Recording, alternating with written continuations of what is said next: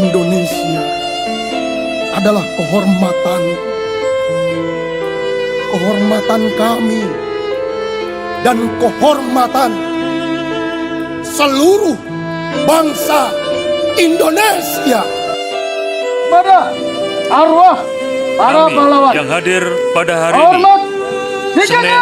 tanggal 17 Agustus 2026 pukul 00 WIB pada upacara untuk memperingati akan jasa-jasa para pahlawan, menyatakan hormat yang sebesar-besarnya atas keikhlasan dan kesucian pengorbanan saudara-saudara sebagai pahlawan dalam pengabdian terhadap perjuangan demi kebahagiaan negara dan bangsa.